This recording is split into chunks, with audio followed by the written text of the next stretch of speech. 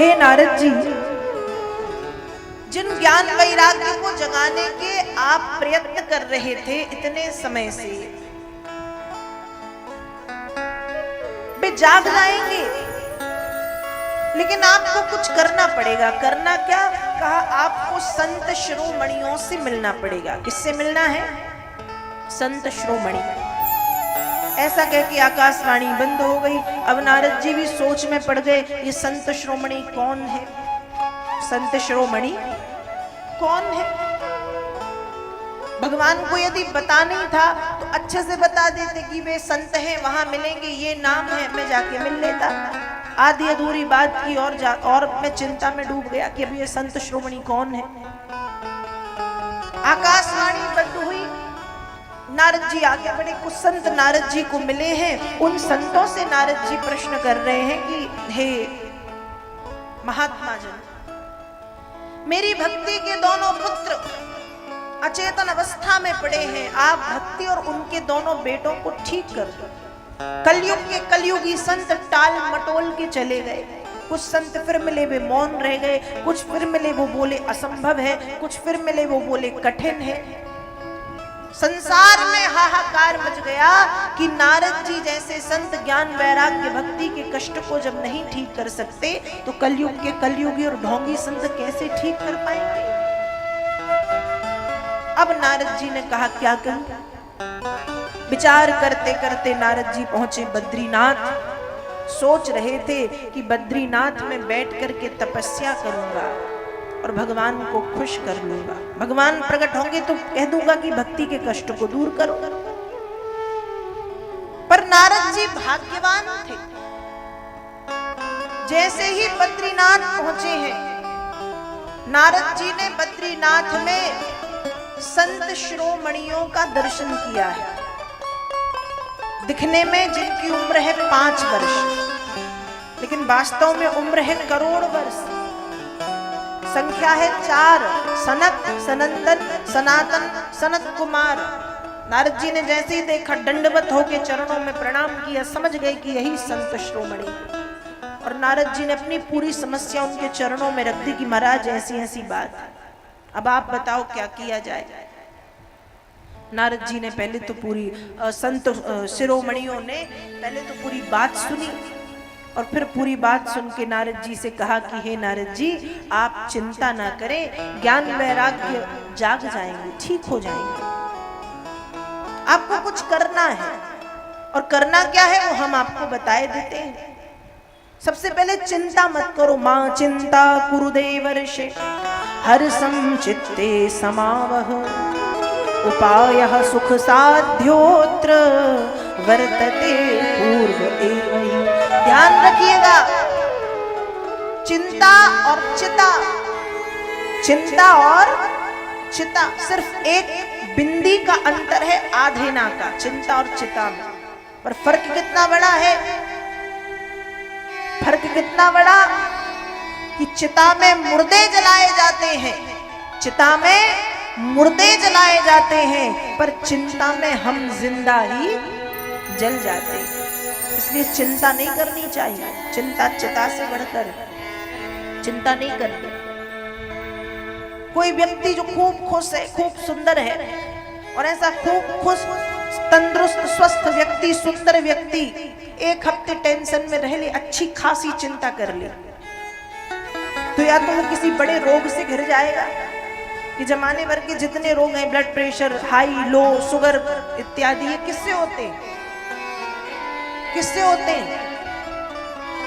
खान पान के असंतुलन से तो होते ही हैं, लेकिन यदि देखा जाए तो इनकी जड़ वास्तव में क्या है?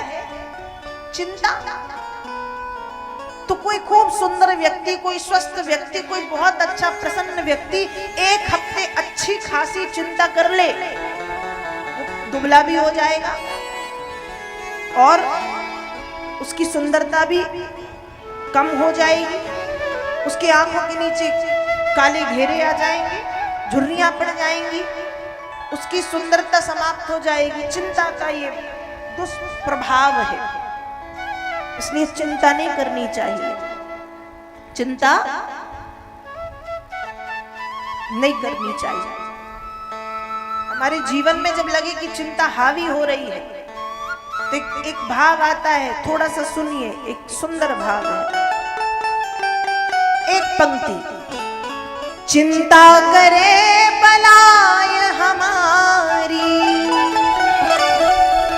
चिंता करे बलाय हमारी, इस माया जंजाल की, और बलिहारी बलिहारी बोलो, बलिहारी गोपाल की, बलिहारी बलिहारी बोलो, बलिहारी गोपाल की, बलिहारी बलिहारी बोलो, बलिहारी गोपाल की, बलिहारी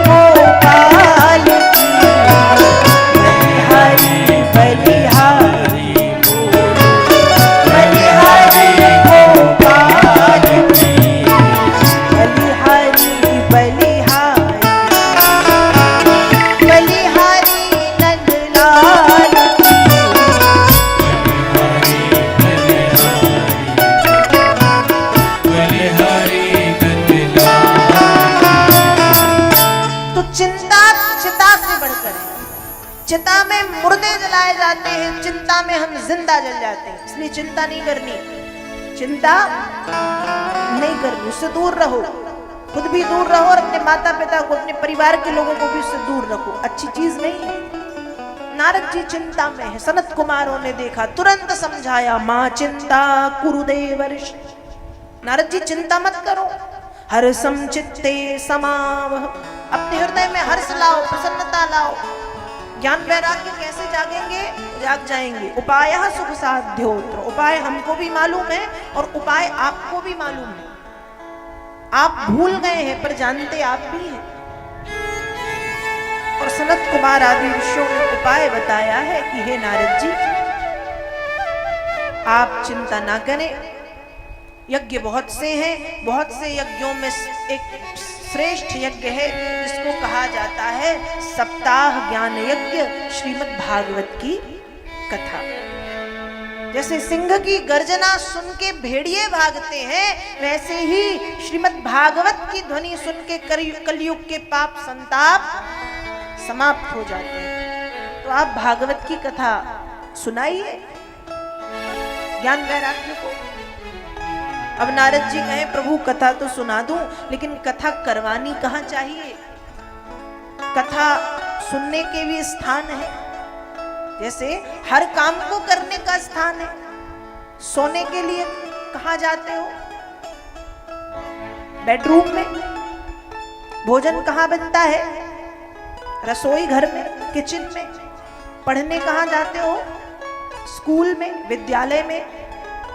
नहाने कहाँ जाते हो? बाथरूम में। किचन में तो नहीं नहाते ना। जैसे हर काम को करने के लिए स्थान निश्चित है, वैसे ही भागवत की कथा को करने का भी स्थान बताया।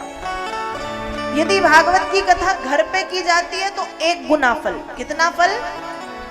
1 गुना। यदि भागवत की कथा मंदिर में की जाती है तो 10 गुना फल। कितना फल? 10 गुना। लेकिन यदि यही कथा मां नर्मदा, गंगा, यमुना या किसी भी पवित्र नदी के तट पर की जाती है ना, तो अनंत गुना फल मिलता है। कितना फल मिलता है? अनंत। अब प्रश्न ये उठता है, अब आपके मन में बात आई होगी पक्के में, कि हम गंगा, नर्मदा, यमुना, सरस्वती, गोदावरी के तट पे यदि कथा नहीं सुनेंगे तो क्या हमको अनंत गुना फल की प्राप्ति नहीं होगी? बिल्कुल होगी। क्यों? सुखदेव जी कहते हैं कि जिस स्थान पर श्रीमद् भागवत की कथा होती है वो स्थान अपने आप गंगा का तट बन जाता है। फिर हमको गंगा तट पे नहीं जाना पड़ता। गंगा, यमुना, सरस्वती, यमुना, गोदावरी, नर्मदा, कावेरी, क्षिप्रा, महानदी आदि जितनी भी पवित्र नदियां हैं, यहाँ तक कि स्वयं समुद्र देवता उस स्थान पर अदृश्य रूप से आकर के बैठ जाते हैं। सनत कुमारों ने कहा, पर आप स्थान पूछ रहे हैं नारद जी, तो हम आपको बताए दे रहे हैं। श्रु नारद वक्ष्यामो विनम्राय विवेकिने, गंगा द्वार समीपे तू तटमानंद नामक। नारद जी सुनिए, आप बड़े विनम्र हैं, नारद जी आप बड़े विवेकी हैं, इसलिए हम आपको बताए दे रहे हैं कि आपको ये जो भागवत की कथा है, ये ज्ञान वैराग्य को आपको सुनवानी है। कहाँ? गंगा द्वार समीपे तू, गंगा के तट पर आनंद नाम के घाट पे। सनत कुमार आदि ऋषियों के कहने पर श्रीमद् भागवत की कथा प्रारंभ हुई, अनुष्ठान शुरू हुआ। जब भागवत की कथा शुरू हुई तो बिना बुलाए वेद व्यास जी लिख रहे, योगेश्वरौ व्यास पराशरौ च छाया सुकोजा जलि जन्नु मुख्या सर्वेप्यमी मुनिगणाः सह पुत्र शिष्या स्वस्त्री विरायुरति प्रणयेन युक्ता। बिना बुलाए योगेश्वर, व्यास, पराशर, जाजली, जावाली, जन्नु आदि आदि ऋषि मुनि सह पुत्र शिष्या, जो विवाहित है, उस सपत्नी जो जिनका विवाह हो चुका है, जो घर गृहस्थी वाले हैं, वो पत्नी और बच्चों के साथ, जो सन्यासी हैं वो शिष्यों समेत पधार रहे हैं बिना बुलाए। आज जब हम भागवत की कथा कराते हैं तो हमको खूब बड़े बड़े इनविटेशन कार्ड, निमंत्रण पत्रिका छपवानी पड़ती है, होर्डिंग, कटआउट, पोस्टर, ये वो पूरा प्रचार प्रसार सब करवाना पड़ता है, तब जाके लोग आते हैं। और उसमें भी वास्तव में कथा सुनने नहीं, सिर्फ निमंत्रण पूरा करने आते कि हम मुंह तो दिखाएं, थोड़ा निमंत्रण आया।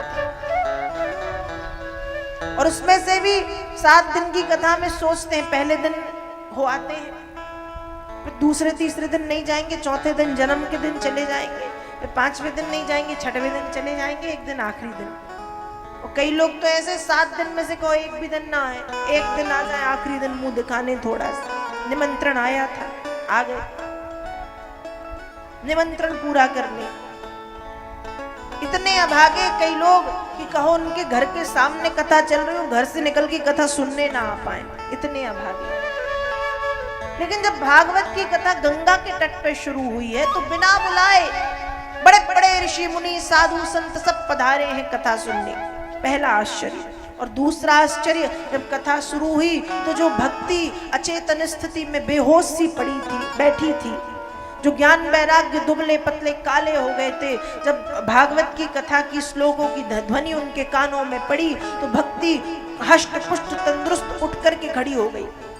ज्ञान वैराग्य हष्ट पुष्ट हो गए, तंदुरुस्त हो गए, स्वस्थ हो गए, उठ करके खड़े हुए और तीनों दौड़ते भागते श्री कृष्ण गोविंद हरे मुरारी नाथेति नामानि मोहर वदन्ति कहते हुए कथा में सबसे आगे आकर के बैठे। ये स्थिति है ज्ञान वैराग्य भक्ति की, ये स्थिति है साधु संतों की। और उसी कथा में पहला आश्चर्य हुआ है कि जब भी भागवत की कथा होती है, छोटे रूप में, बड़े रूप में, बहुत छोटे रूप में, बहुत बड़े रूप में, जहां भी भागवत की कथा होती है, कथा के प्रथम दिन स्वयं भगवान आते हैं और आकर के अपने वांग में विग्रह में विराजमान हो जाते हैं। तो जब गंगा के तट पर भागवत की कथा शुरू हुई तो 5 वर्ष के बालक के रूप में भगवान पधारे हैं। 5 वर्ष के बालक के रूप में पीले पीले वस्त्र पहने हैं, सांवरी सूरत है, मोहनी मूरत है, मोर मुकुट लगा है, कानों में कुंडल हैं, बड़े बड़े नेत्र हैं, बड़ा सुंदर श्रृंगार है। और सभी साधु महात्माओं के बीच में से आए और आकर के भागवत में विराजमान हो गए, शब्द ब्रह्म के रूप में बैठ गए। तो भागवत की कथा शुरू हुई। बड़े बड़े साधु संत बिना बुलाए पधारे हैं। भक्ति ज्ञान वैराग्य पुनः ज्यों के त्यों हुए और भगवान स्वयं आकर के उस ग्रंथ में विराजे हैं। ये भागवत जी का महात्म्य है। जब भक्ति ज्ञान वैराग्य ने कथा सुनी तो उनका जीवन संवर भी गया और सुधर भी गया। ये महात्म्य में वेद व्यास जी वर्णन करते हैं। अब एक बार जय श्री कृष्ण तो बोलना ही पड़ेगा। बोलिए श्री वृंदावन बिहारी लाल हनुमान जी महाराज की जय। आइए कुछ क्षण भगवान के पावन नाम का संकीर्तन, तत्पश्चात आगे भगवत चर्चा में प्रवेश।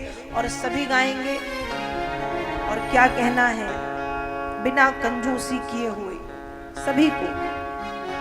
श्री राधे गोविंदा मन भजले हरि का प्यारा नाम है। श्री राधे गोविंदा मन भजले हरि का प्यारा नाम है। श्री राधे गोविंदा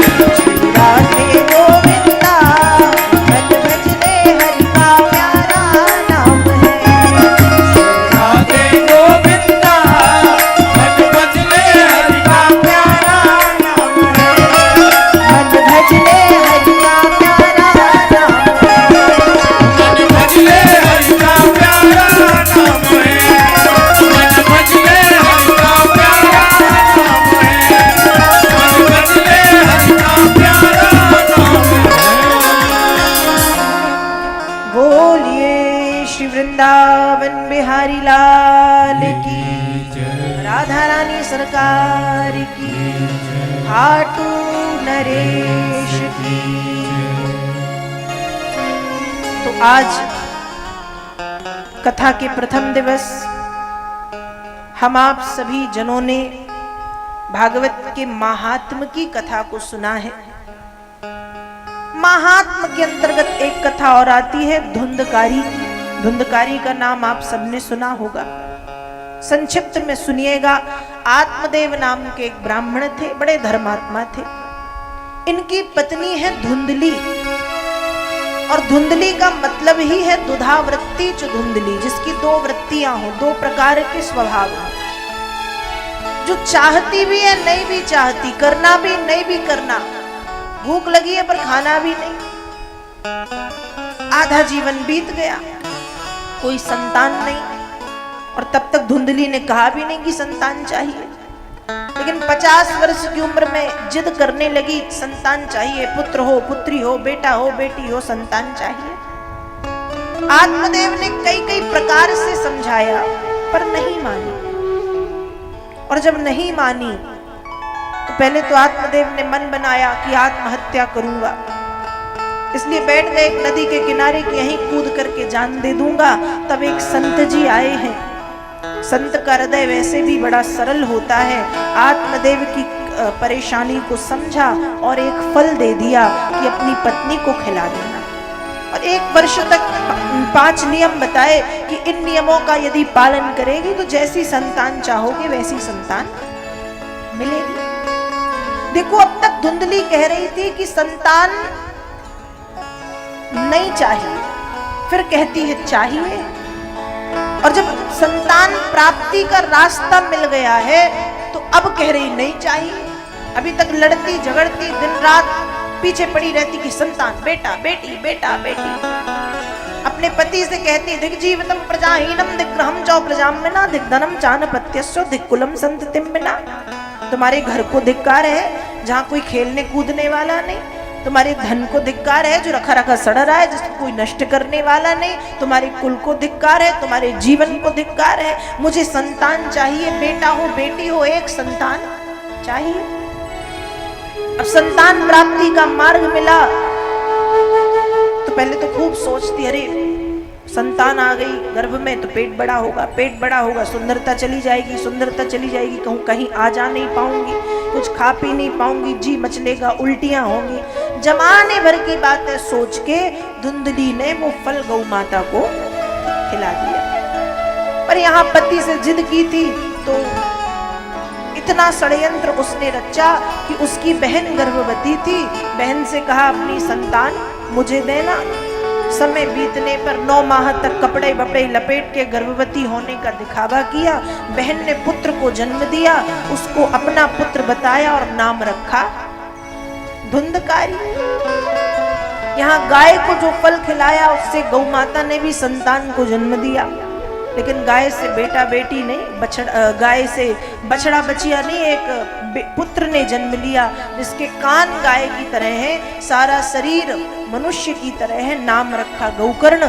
आत्मदेव ने जब बड़े हुए गौकर्ण तो शिक्षा देने के लिए काशी भेजा।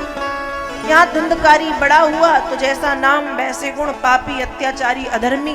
धुंधकारी से परेशान होकर मां ने कुएं में कूद के आत्महत्या की। पिता जंगल चले गए। समय बीता, 5 वैश्याओं के चक्कर में पड़ गया।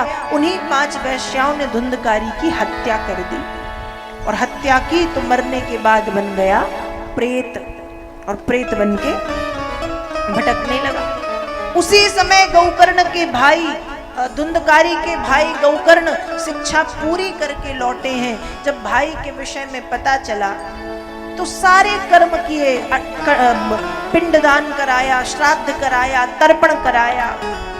प्रयागराज में, ब्रह्मकपाली में, गया जी में, जहां जहां होता है वहां सब जगह जाके पिंडदान श्राद्ध। लेकिन धुंधकारी को मुक्ति नहीं मिली। तब श्री सूर्य नारायण जी महाराज ने उपाय बताया है कि हे गौकर्ण, यदि तुम धुंधकारी की मुक्ति चाहते हो तो उसको श्रीमद् भागवत की कथा सुनवाओ। तब भागवत की कथा का अनुष्ठान प्रारंभ हुआ। 7 गांठ वाला बांस गाड़ा गया, उस बांस के ऊपर धुंधकारी आकर के बैठा।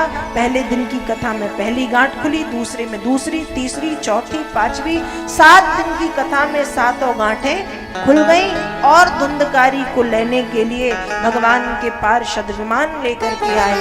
उस विमान में देवतुल्य स्वरूप धारण करके धुंधकारी बैठता है और भगवत धाम के लिए प्रस्थान करता है। तो 7 दिन तक जब महापापी धुंधकारी ने श्रद्धा के साथ भागवत की कथा सुनी तो धुंधकारी तर गया। तो ये भागवत के महत्व के अंतर्गत ये कथा आती है। आज कथा का पहला दिन था, तो मेरा निवेदन है कि पितृपक्ष चल रहा है और ऐसे पावन अवसर पर यदि आप सब जो आज आए हैं प्रतिदिन 7 दिन तक नियम बना के कथा सुनिएगा। जो यजमान बने हैं वो तो ठीक है, जो नहीं बने वे भी इसी भाव से बैठ के सुने कि ये कथा हम सुन रहे हैं जिससे हमारे पितृ देवताओं को संतुष्टि मिले, शांति मिले। ऐसी भावना से इस कथा को सुनिएगा और 7 दिन तक अपना मूल्यवान समय भगवत चरित्र में, भगवत कथा में अवश्य प्रदान करें। बोलिए वृंदावन बिहारी लाल की जय, हनुमान जी महाराज की जय। जय जय राम कथा, जय श्री कृष्ण कथा, जय जय